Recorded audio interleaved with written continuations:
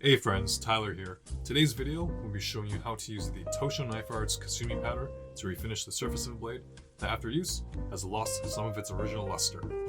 You will need a knife that you want to refinish, water to make the powder into a paste, some Tosho Knife Arts Kasumi powder, a small mixing bowl, something to mix the water and powder together, this 3M fine abrasive sponge, which is included with the powder, and electrical tape. This is to cover up surrounding areas that you don't want to be affected by the refinishing process. Let's get started.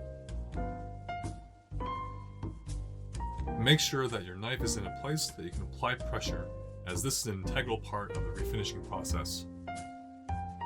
We'll start by covering up any areas we don't want to be affected by the Kasumi powder with electrical tape. It is very important to mark the working area cleanly with tape, as the Kasumi powder works very quickly and will leave unwanted scratches on the untaped areas. I'm going to add a bit of powder into the bowl and mix a very small amount of water. The consistency I'm looking for is not too runny, where the mixture will start to drip off the stir stick, and not too thick, where it will start to clump up. It should be silky and be able to hold on to the stir stick. As you can see, the mixture was a bit too runny, so I added a bit more powder to adjust.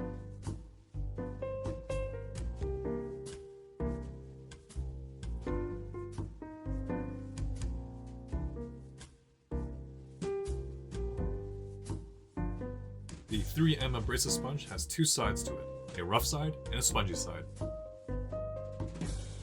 We're going to use the rough side to apply the Kasumi paste onto the wide bevel.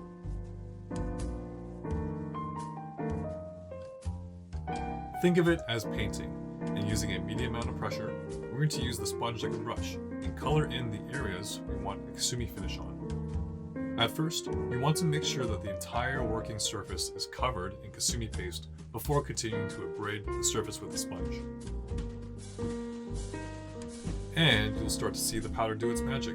It's creating even contrast between the core steel and the cladding, and it will hide some of the light scratches and blemishes that have been left on the surface. Once you're happy with the finish, go ahead and wash off the paste using soap and water and a non-abrasive sponge. Peel away the tape to reveal the crisp line you've created when marking off your working area. Now marvel at your master polishing skills and brag to your friends with your newly refinished blade.